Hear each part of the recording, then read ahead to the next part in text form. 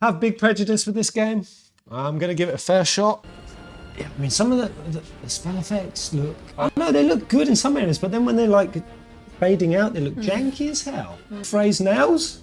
What? Kind of massively vibing that. Yeah, that's kind of cool. Way more than a 30-year-old man should. How do I turn the camera while I'm charging? You can't. Dude, that seems a bit of an issue. Oh, Dilemma. that's cumbersome. Don't like that.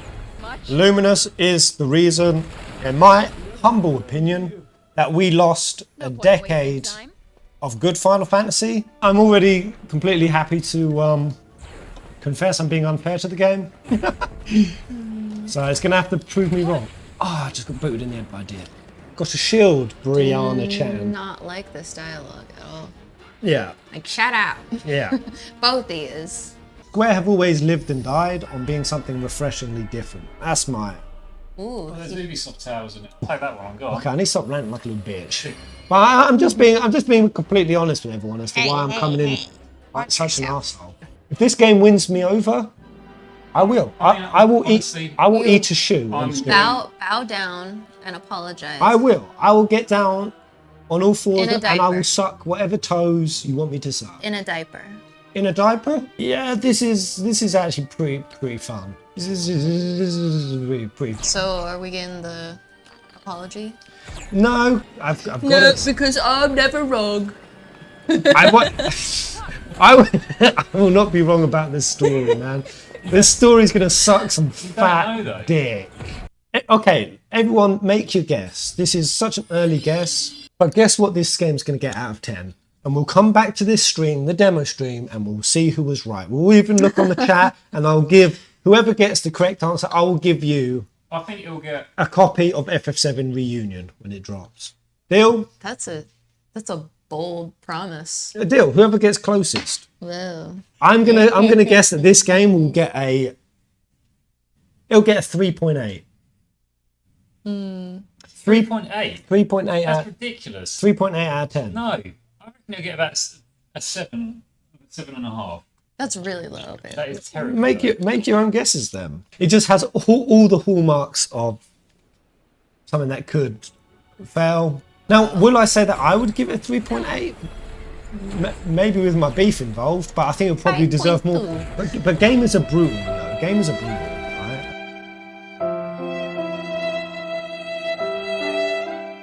Oh, Gingy. I called it. We good? Yes. We good. 3.8 was my guess. I went back to the chat to see who was closest on our stream during the Forspoken demo. Me! I was the closest. I get a free copy from myself of Rebirth. Wow! We just checked it out this morning. Ginge woke up. We're a little bit hungover, so if I've got some like haggard soju eyes, that's the reason why. We had a bit of a late one. It was fun. It was our first drunk experience out here. Uno, Tekken, and soju. That's a good evening. But yeah, waking up to finally see the review block. That's all good, man. You can chill around. Yeah. Basically, I had to get this out because I've been ranting, haven't I, Ginge? Yeah. I've been ranting, I've been raving. But because this whole Forspoken saga, like, this is more than just a game, guys. It's more than just like a random nuanced instance of nothing, like Square Enix just trying a game. This is something that dates back for so many years for Final Fantasy fans.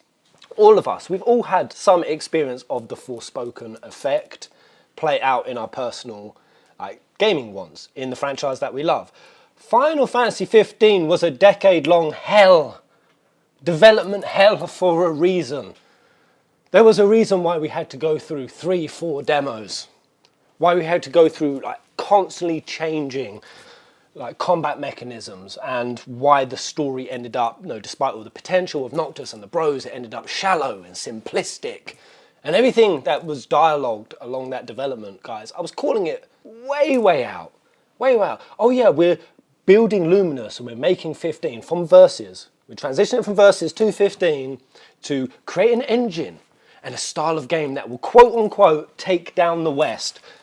Well, here it is, guys. They've took down the West with a big, fat, juicy 3.6. Watch out, West. Watch out. You, Square Enix, you tried to play the West at their own game and you failed at this point. And it's not just hurt 15, because yeah, 15 got like a 7.8. Pretty good. Not as bombed as Forspoken is, but 15 had the potential to be a 9. Yeah. Had potential to be a 10, man. If you'd have kept those versus elements in, if you'd have kept what it is that us fans love you for, Square Enix, which is Japanese storytelling. It's Japanese storytelling. It's stuff that's in your wheelhouse of strength, that has your culture behind it. This is what we love. This is what stands out in a sea that has become bland and repetitive and boring, and also kind of a bit shallow. And a bit insidious.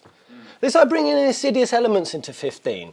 All those DLCs, all of those collaborations, trimming off and like holding really important story and lore details and character resolutions behind paywalls. Bullshit. Bullshit. And to see that even before Forspoken came out, the thing is, guys, I knew they had a stinker when they were review blocking. They were review blocking before the game came out. Accolades. Accolade trailers where they would be quoting outlets saying, like, fun. Just single word, fun or amazing. And then when you actually go to what the outlet said, it's like, this game has the potential to be fun, however. Fun! Like, just such slimy, seedy tactics. And the thing is, you never have to do that if you've got a winner on your hands. So guys, I'm just going to say, I tweeted out about it, and I don't want to be that arsehole in this video, because there are games that have got 3s or 4s that I have played and I've loved them. And it's okay to love those games. Like, you can love Forspoken, you can find it really fun, you can think that it isn't deserved. Yes, do I understand the nature of view bombing? Because this is the main thing that people tweeted back at me in defense of Forspoken. Now, man, it's not that this game is 3.4, it's getting review bombed. Or 3.6, should I say. Dude, I was 0.2 out. Shit, man. I know I'm laughing, guys, but it doesn't really bring me any joy whatsoever, because this is years and tens or hundreds of millions of dollars and like other projects, other potentials, the reputation of Square. Everything that we suffered with 15. Forspoken for me was the distilled manifestation of all of these problems of Square. Wasn't I saying to you, like, they went through the 90s, they went through the early 2000s, paving away for Japanese storytelling. Beautiful, nuanced, what's the word I'm looking for? What's the difference for like different, refreshing? Soju brain. Divergent. Divergent? Divergent. Anything else? Contrasting. Contrasting. Just something refreshingly unique. And you went through all of what you went through in like the pre-PS1, where you had to like name Final Fantasy 6, Final Fantasy 3, because you couldn't even get out to the West. And then to see how much they carved a path with 7, 8, and 9, and how that lingered and remained, and you stayed a forerunner throughout the early 2000s. And then to think that it then got the traction where there are more weebs than ever, where there are games, there's even Western studios who are using Japanese storytelling now because there's such a love for it. And it's become so well received, and that players have a genuine appetite for this stuff. And just when it's finally got to that stage, Square, you go west. You go west. You hire Western writers on Forspoken. And I called this out on the stream, and you're like, oh, well, dude, like you're saying like Western writers are bad? I'm like, no, this isn't about Western writers. It isn't even about that. It's about Square Enix. You have an audience, and the audience loves you for you. You're a Japanese company. We love the franchises and the series that you've done because you've doubled down into the strength. And I get, developers stepping out of their groove, stepping out of their comfort zone, trying new things, expanding their skill sets. But there was nothing of Forspoken that was genuinely, oh yeah, we're really wanting to push ourselves creatively. It wasn't. It was hollow as shit. They were just looking at Western, open world games getting, tens, 20s, hundreds of millions of game sales. We're like, yeah, we're not happy with our sort of 7, 8 mil. We just want more. Even though the profit margins that you got on your like single JRPG mainline experiences, they were keeping your company afloat. The profit that you got for the games were more than enough. It just became greed, Square. It became greed. And just when the gaming market and the gaming audience finally got to a point where it had hit critical mass for the love of Japanese storytelling, you pivoted. You pivoted. This was an era for you to capitalize on it, Square. For something that you opened the way for. And instead, they flushed all of this capital. And it's not just Forspoken, man. That's the thing. Babylon's full. cancelled and flopped. How long is that even out? Avengers, now cancelled and flopped. You know, the fact that they have struggled so hard to create good gameplay systems, I mean, it's even outside. Think of all the gameplay things that they've attempted. First Soldier, cancelled and flopped. Chocobo Chibi, cancelled and flopped. Dissidia NT, cancelled and flopped. Like the fact that even with 16, they've had to rent out 16's combat to the DMC director. Because, yeah, they don't have a clue when it comes to combat and gameplay elements. They really don't. And yet they're playing, and they're playing with their capital, and they're working on projects like they're fucking masters of it. Like they're masters of it, with shallow story, simplistic story, with no heart, with no soul in it. And you genuinely thought that this would work, Square Enix? Of course it was never going to fucking work. Now, yeah, guys, I haven't played Forspoken, and no, I get how that comes across. You haven't even played the game, and you're shitting on it. But here's the thing, guys. I said this even at the start of the demo, didn't I, Ginge? I said, beginning that demo, guys, I'm coming into this with a massive bias of dislike. Everything that is ideologically come to the point of Forspoken being brought into existence, I hate it. I think it was the wrong decision. Nothing about it has worked. And the funny thing is to like now go and read the Forspoken reviews, it's like I could be reading the negative reviews of 15. It's almost like for like. Everything that hurt 15 is exactly what I'm now seeing with this freaking game. And you've played 15, bro, so you might be able to agree with this. The open world was massively boring for me. This game is not engaging whatsoever. Combat mediocre at best. Yeah, it's 15. Yeah, what was 15 kind of fun in some areas? Like warp striking with your freaking sword? And some of the other cool little elements that you could do. Yeah, really, really freaking fun. But guess what? That gets old very quickly. And it's going to be the same with Forspoken. I knew it was going to be. Maps that are that large, and ones that are empty, they're not like vibrant worlds. Right? People shit on like 13 for its like linear world, but at least when I went through those corridors, man, the world was alive. It was alive with mobs and creatures and flora and fauna and amazing horizons. Honestly, when you went into 15, like episode Dusk Guy, you could tell the graphical fidelity was there. You could tell the technology behind it was like beautiful and impressive, and the shadowing and the lighting. But you could see all of that, but you couldn't really feel it. You couldn't really feel it. It's just like a museum game, and to see like Forspoken, god damn my soju voice. I'm coming into this way too passionately, I know guys, but I just gotta get a rant out, man. It's like a sneeze. I need to let it out. To see the specs that were required to run the PC, you saw it, Ginge? Nuts. Megas. You need to, was it like for the 4000s on the graphics cards? 490, I think. The 490s requires 150 gig of hard drive space, and that was all just to run it at like 30 FPS. Basically, the specs for this thing were insane. Reviewers haven't seen anything this nuts before. To play this, you're gonna need a freaking NASA supercomputer. And for what? For what? Major flaws of this game: outdated open world design, empty world only made big to pretend there is scope. 15! Repetitive gameplay. Yes! The quests of 15 sucked balls. The NPCs sucked balls. And when I saw Forspoken's trailer, like going into the towns and just seeing like hollow-ass NPCs all with their soulless, lifeless eyes. Yeah, so repetitive gameplay, repetitive quests, atrocious writing, horrible narrative design, had potential but was ruined by poor writing, characters, optimization. Somehow this game looks last gen, performs horribly. What's really gets the low score here is the absolute disaster of a story. A main character that completely fails and who hates the world every single minute of her life. Everything in this game is wrong. Story, gameplay, honestly the state of the game is awful. Forspoken is not it. Graphics looks fuzzy, sky's way too bright. One thing I found with the demo is you just had a lot of beasties, and they're all kind of earthen colours, and like sometimes you're looking like, are they fucking out there? They're somewhere in the brush. Like when I get up close to the monster, it's like, yeah, like, cool, I can tell that's a really detailed, cool looking creature you've created there. But in like the midst of combat and the spells going everywhere, my eyes were bugging the shit out, man. I didn't find it bugging out in that respect at all. It's just everything with this game. It's like you've got a high fantasy premise to the story, an isekai, a New Yorker dropped into a world of like a evil matriarchal cult with dragons and stuff, but there's no vibrancy. Why am I going to want to play high fantasy games if it's not at least creating that feeling of like awe and wonder and like, wow, creatures and colours that you don't see in the real world.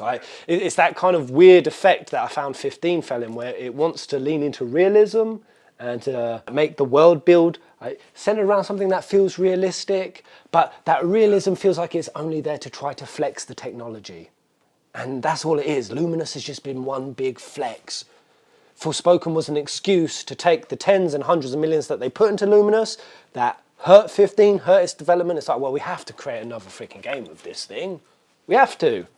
And you just shat out a game.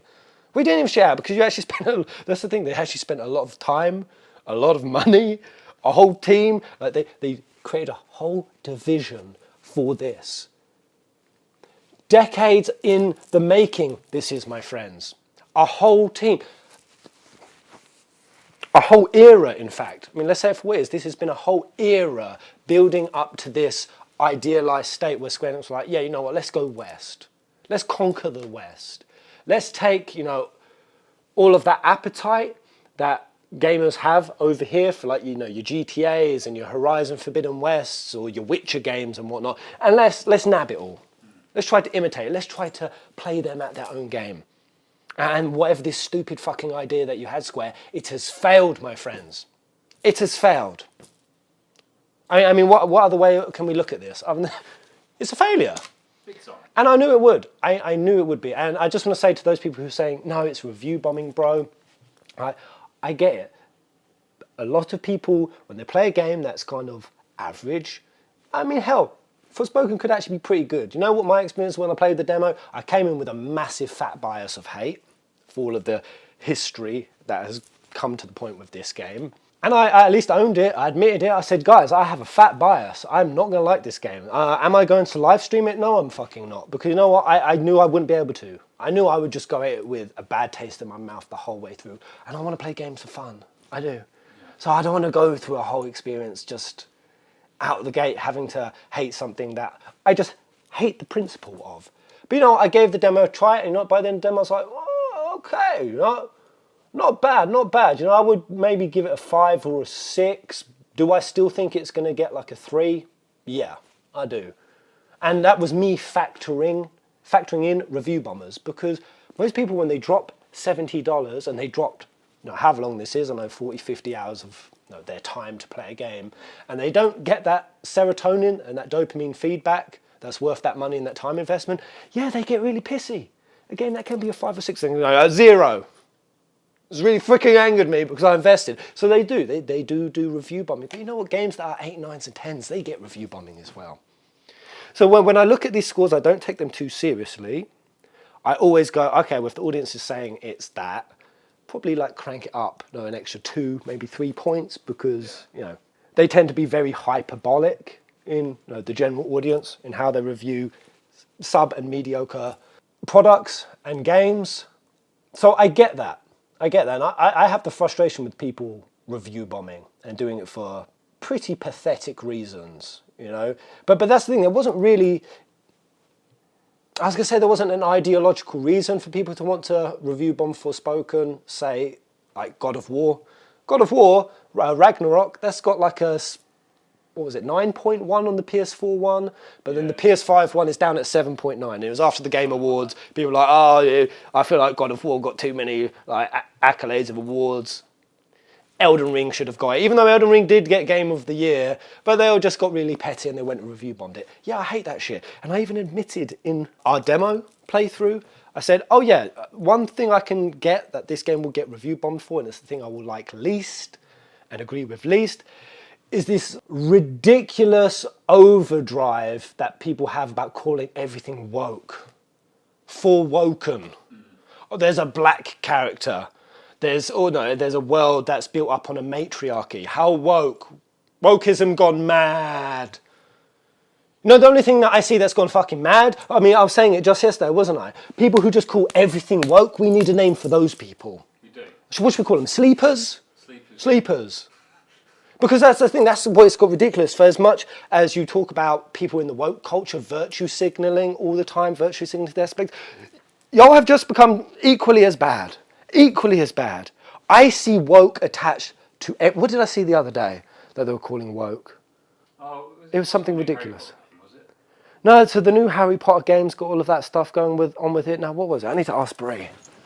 What was it? What was that thing that was getting called woke yesterday? And we were like, what the fuck? How's that woke? Maybe there was the Justin Roiland one, but there was something else. I remember we talked about that. Was it a trailer for something? Oh, it was Last of Us. It was yes. Oh yeah. Yes. Yeah, that was it. It was two things. It was Justin Roiland, creator of Rick and Morty, creating an actual criminal offence. He's going down for criminal charges, like serious shit. Like, woke cancellation culture have got him again. No, they haven't. And then to see Last of Us reviews. Yeah. I'm loving Last of Us. That's great. First episode more than the second. Yeah, Add a few, yeah. but that woke. Ellie's woke. Joel's woke. Tess is woke. Everyone's fucking woke. Jesus Christ. This has to stop. This is the thing that aggravates me most right now in the gaming space, movie space, TV. I hate it. Shut the fuck up. Not everything is woke culture. Some things are just bad, okay? Like, do I understand that it exists? Like, there's a grain of truth with it, but when you take that and you just extrapolate onto everything, and yeah, do I see in some of these reviews people wailing in on that? For sure. But to say that the whole reason why this game's getting a 3.4 is purely from review bombing, nah, man, it's disingenuous. I called 3.8 because I thought, yeah, this game's probably going to be about a 6, and then you just take into the factors that people review bomb hard, and that's how I arrived at the conclusion. I was pretty damn spot on. Yeah, boring NPCs, cringe writing, antagonists absolutely unlikable, graphics bland as hell, poor choice of design to make characters static in dialogue, bad performance settings, still tons of stutter. Where are the enemies? Mostly boring ass animals, world empty and lifeless, spells cool and traversal is as well, but that doesn't last. We predicted that. I have to be fair and give some of the positives that Forspoken has had. This game is amazing. I came in with low expectations due to demo, and the tanking the critics gave the game. But this game has a lot work in its favour. Frey is a protagonist who I can empathise with. So yeah, I've seen a lot of this, saying that she's kind of endearing. Yeah. I have seen things with dialogue, where she's just really swearing, like she takes the mick out of the cuff. Just cuff. Yeah. Cuff. He's like, destruction and something is all the spiral, and she's like, you sound like a serial killer. Like making sort of quips that, when I watched it, I could vibe it was on that kind of cringe element, but then also it was actually kind of down to earth, and it actually felt like a real conversation. Yeah. And when people went like, that actually kind of sounds like a real conversation. They did give When people talk about her dropping the F-bombs all the time, we do it in Britain. We do. All the time. Yeah. So I do think there's a side of it. It's just like, what's your personal taste? What's your personal likes? That, Forspoken isn't categorically, objectively a bad game. Like, it does run. It does have things, going for it.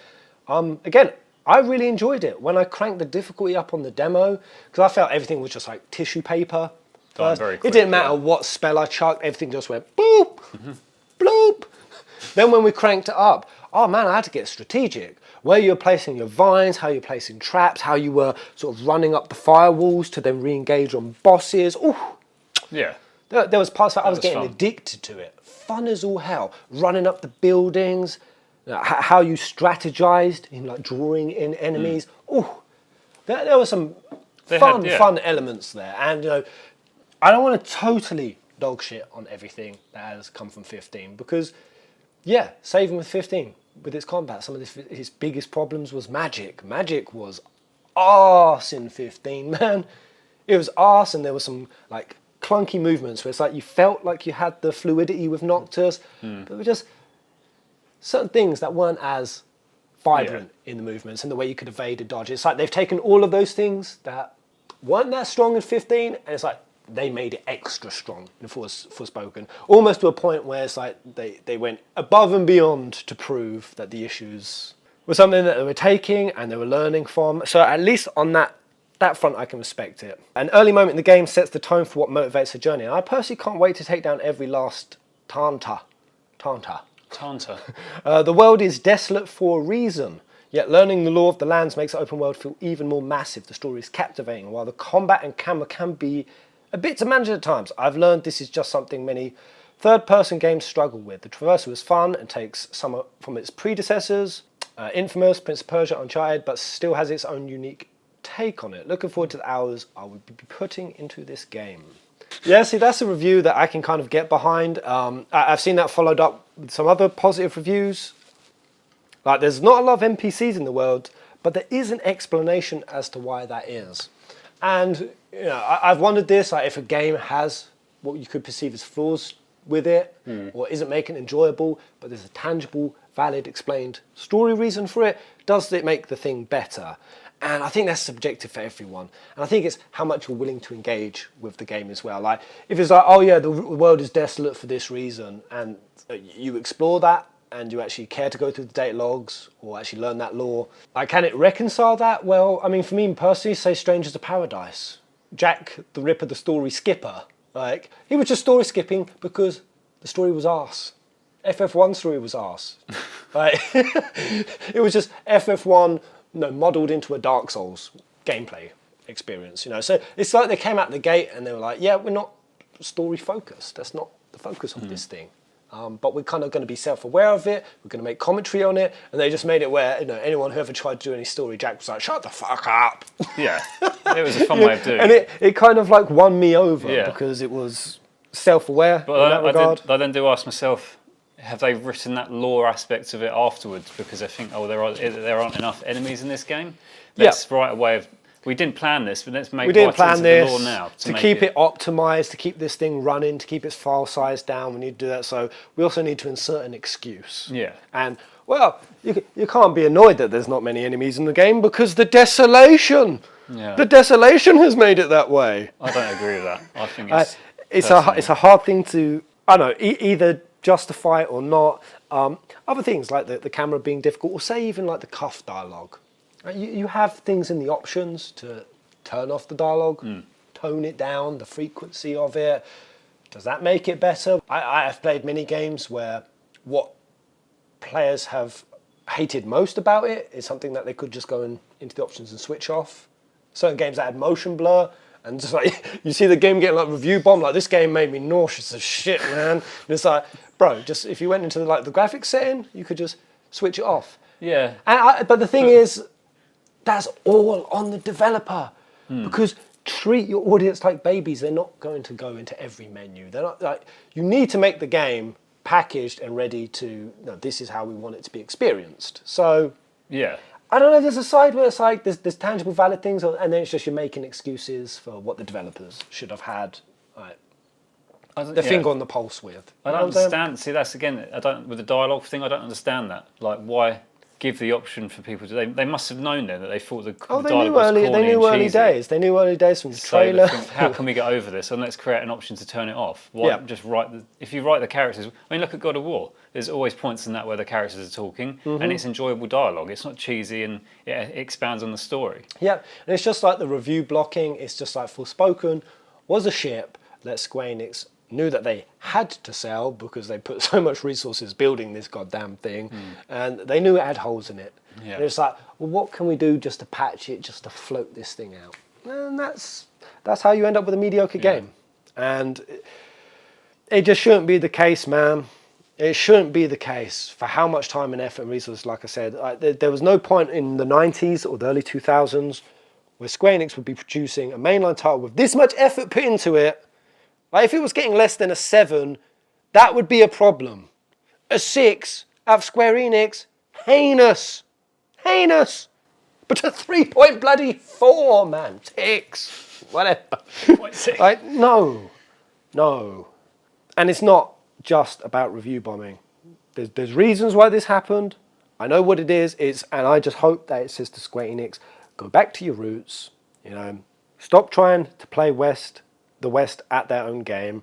If 35th anniversary is right, and we're going to be getting, which I don't think it is, but man, this rumor, we're going to be getting 10.3 announced, Final Fantasy 9 remake, World of Final Fantasy 2, new tactics game. There was something.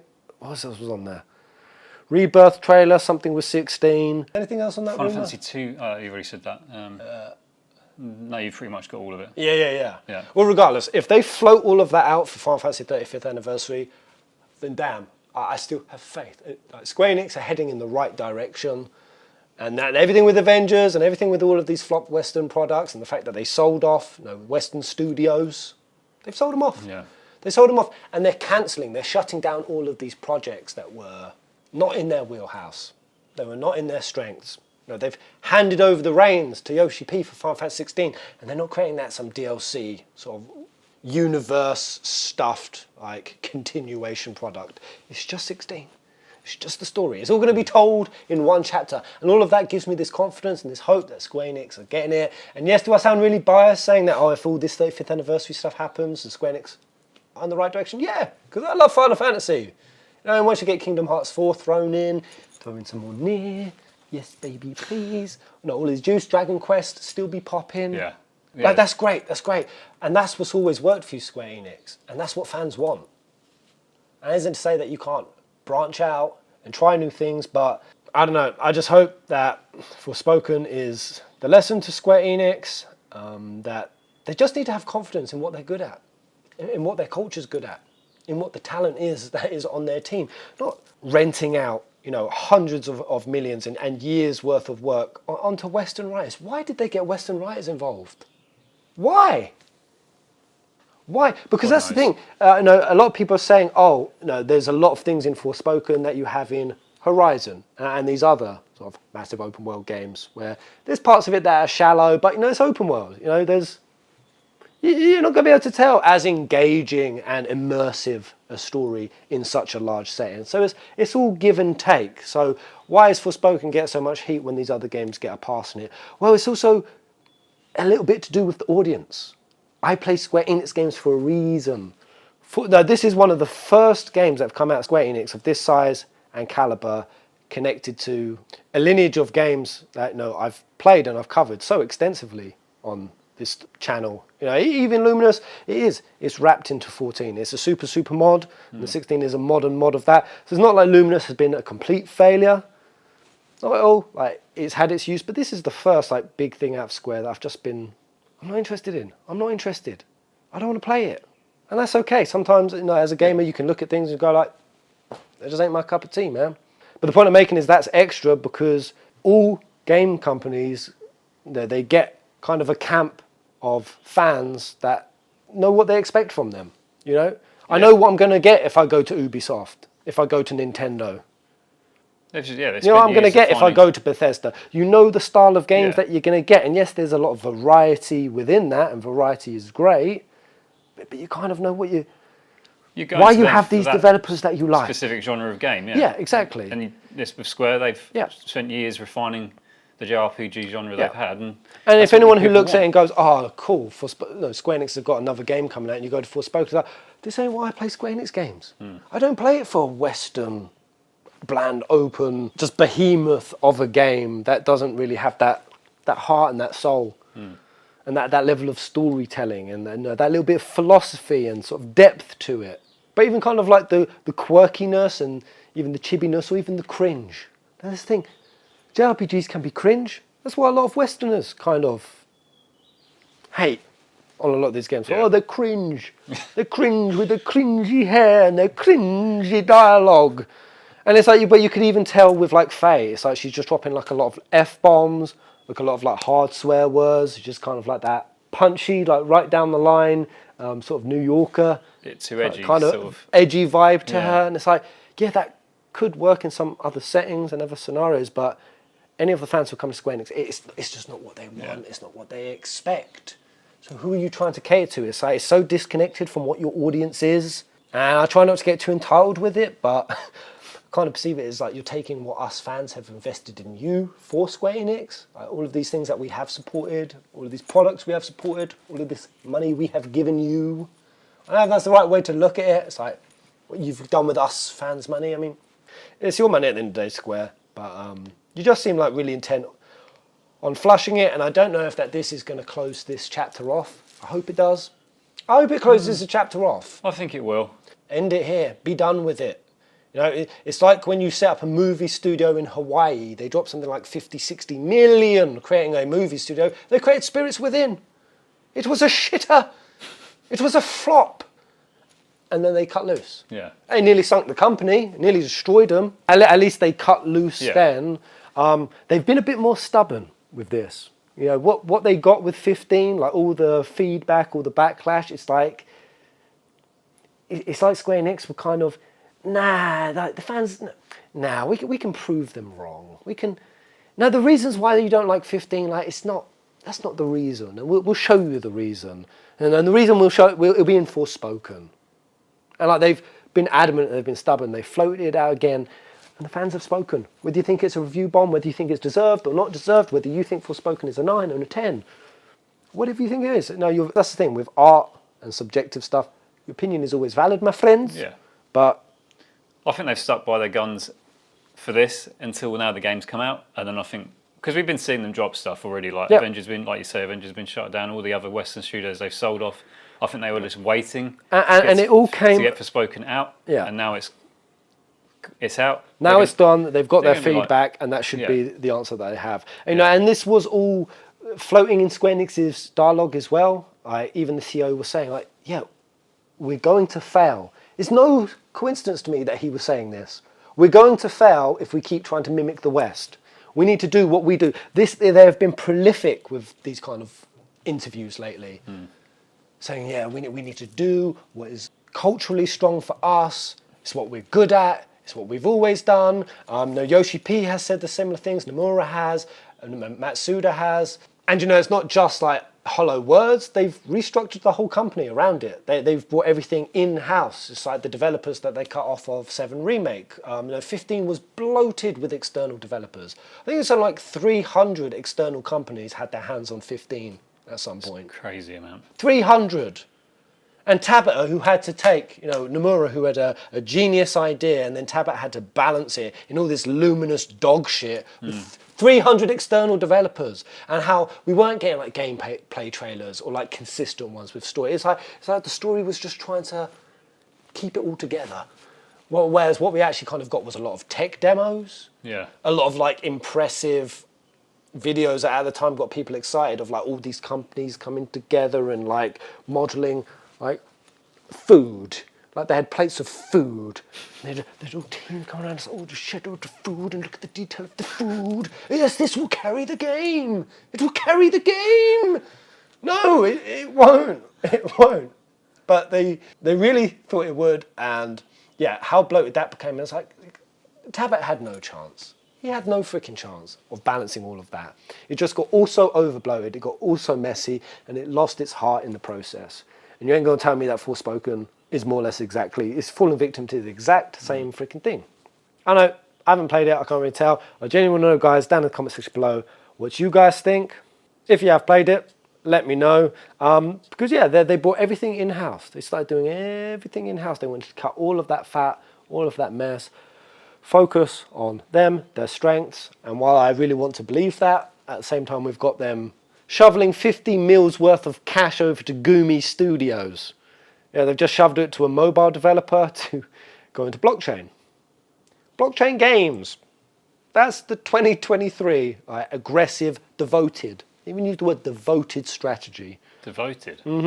I tried to do 2 blockchain videos explaining to you guys what blockchain gaming is, what it looks like, depending on what tech it's using, it can have wildly different outcomes, both on the efficacy of the environment, on what it could potentially do, of what's been missing in the market, why Square Enix could potentially have all the skill sets to actually make this big investment work, whether we like it or not, and try and play devil's advocate with it.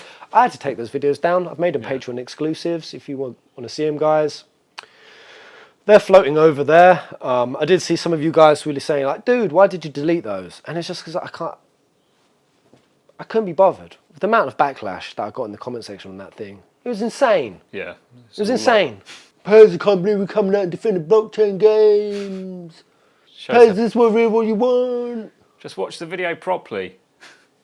Just watch the video properly. Yeah, they didn't even get us playing Devil Haskell like, Pez, where's the punchline? I don't know how he was able to say anything like any of this with a straight face. Where's the joke? The thing is, there's no fucking joke, man.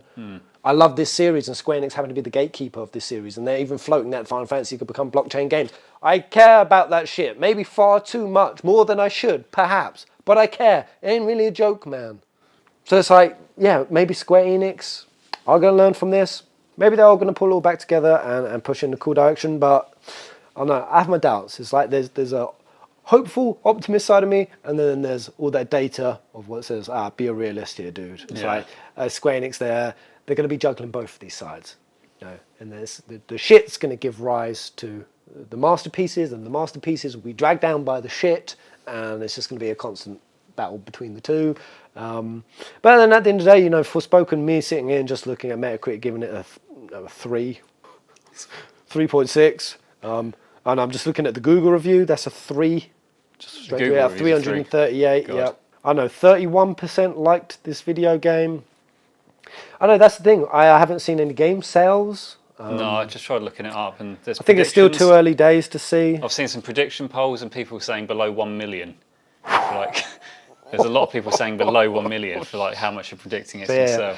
Man, if Forspoken gets sub 1 mil, that's the thing. Like, some games can get a flopper, but they actually sell pretty hard numbers, and I don't like it that way, because that will be enough for Square Enix to say it's a success. Like, they don't give a shit if this game gets a 3.6, but it goes and shovels like 8 million copies out the door. Great, let's do more. Forspoken 2, Forspoken 3, let's make it its own mini series. Yeah, money. I don't want to be in the room with you when they announce that, by the way. Oh my god, dude. I will shit. I mean, I'm just looking at Steam reviews at the moment. See what the PC players are saying about it, and yeah, it's pretty mixed reviews on there. How bad the game's running for the hardware that it requires and it's unoptimized. People even receiving the game for free with graphics cards. So these guys have bought graphics cards, new graphics cards, and they get the game with it for free. Really? And the graphics card can't even run it at 60 FPS. These are like new graphics cards that are coming out. No, so they're tethering Forspoken onto a graphics card, and then they can't even run it at 60. Yeah.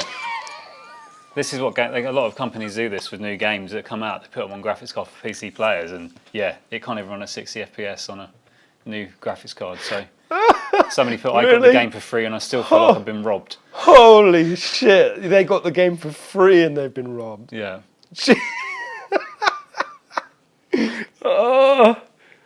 Oh my god! I mean, I'm just looking at a review. My Forspoken review is just this screenshot of an NPC. Shit. And this is an article that Forspoken lands as the 5th best reviewed 2023 PS5 game. 5th. The 5th. Not bad. Okay. But it's out of 5. Oh. Because of course we're only 27 now, days into 2023. So the only games we've had out: Monster Hunter Rise, Vengeful Guardian Moonrider, One Piece Odyssey, Breakers Collection, and then Forspoken right at the bottom. Monster Hunter Rise getting an 87 out of 100. It's a good game. Woo! I still haven't got around to playing it, but solid. So yeah, Forspoken is so far the worst 2023 game on the PS5. Shit, man. Shit. I know. Was there anything else in the Steam reviews before we leave off, Gingy? I mean, just people saying about how bad it looks. Like I'm seeing a lot of that. Yeah. I'm just seeing horrible graphics, Yeah. like a horrible blurriness and graininess, like nothing. Feel like it's all just kind of washy. It looks mid. I've got to say, I've seen parts of gameplay, like I've peeked at it, and you just get Frey. Like her face just kind of gets really derpy and freaky looking. Like some of the villains in it, they just look really plasticky and odd. I thought 15 looked better than Forspoken in certain areas, like, certain places. It's like there's times where it shines, and then times it just looks yeah. And a lot of people complaining about the price of it as well. It's just doesn't feel like it should be 80 euros or whatever people are paying it for the price tag they're putting on it. Yeah, it should be less. Yeah, and then I would just read one last mid review. It gives it a 7. Game is fine. Don't believe all the haters acting like this is the worst game ever made. Easy, 6.5 to 7 out of 10. Above average. Above average. And here's the thing, guys. A few of you on Twitter have kind of really laid the mustard on to me with that. Like, it's not that bad. And good dudes, I believe you. The reason why I hate this game is because I genuinely believe it's going to be that bad, or that Square are that incapable of producing something in the open world market, and that there isn't something there that they could potentially produce out of it. It's just with the iterations that we've had and what like benefit is actually brought to the table, we just haven't seen it yet. I really don't think we're going to see it. And even if it is average, no one wants an average freaking experience. Who wants to play a game with a 6 or 7 out of 10 experience? I don't. I wouldn't be happy with that. No. I'm not going to be happy with my Final Fantasies. Like, for me, I want to place 15 at like sort of an 8.5 experience, but that's because I really had to like push myself to emotionally connect with it and the amount of time I spent with it. And I'm sure you can. Like, that's the thing with Forspoken. If you really try, you could probably love it. You could buy into the narrative of why the world is this way. But you can't really expect many gamers to actually put that much effort into it. No, for me, because I'm a Final Fantasy fanboy, I'm a Final Fantasy soy boy, I go that extra effort to fall in love with it. You know, but even that, that only got me up to like an 8. No, but objectively, I could still see it was down at 7, and I'm not happy with that. Yeah. I'm not happy.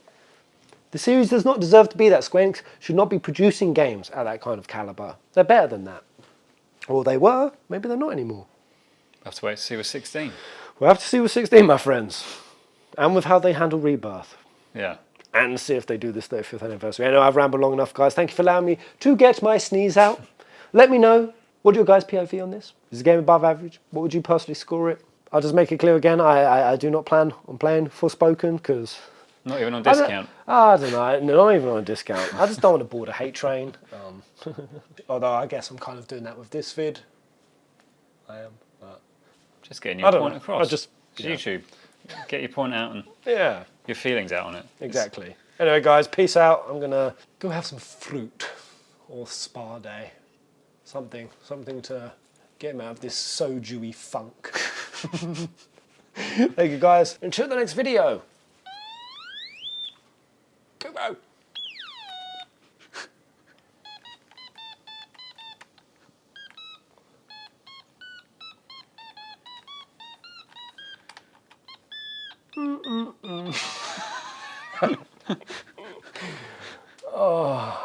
Oh, before we do sign out, I just want to cover this because I've seen it.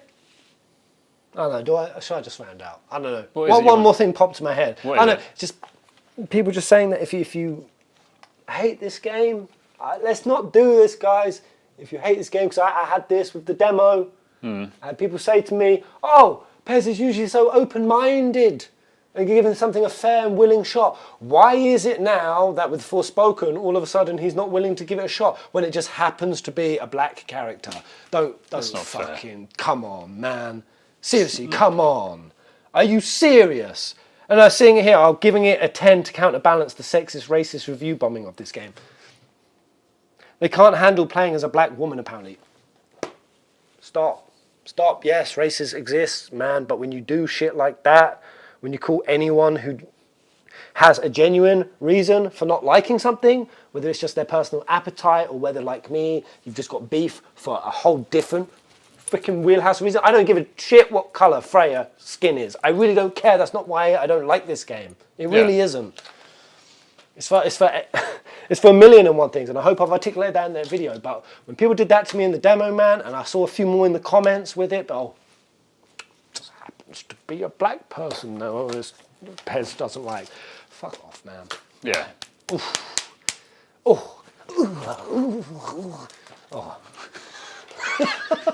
I don't know. I can't really say anything more than that other than just stop.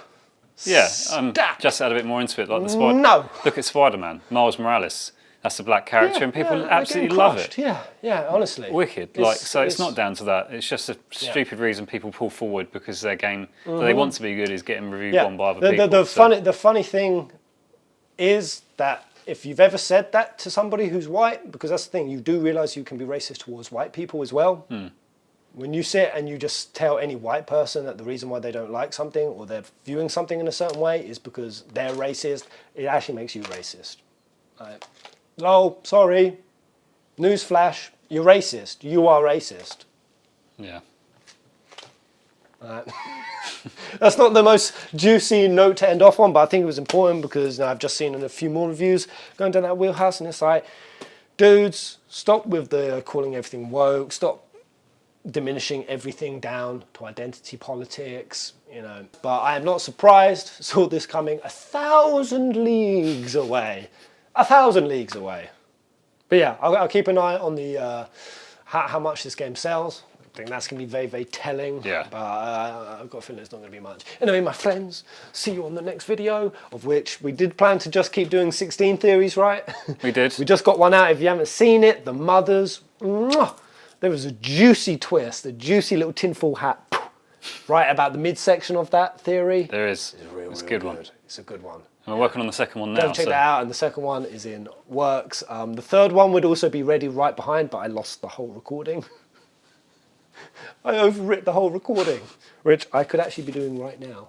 Shit. I could actually be doing it. Because I haven't pulled it off yet, God. have I? No. Quick, let's stop. End it. Until the next video. Come out!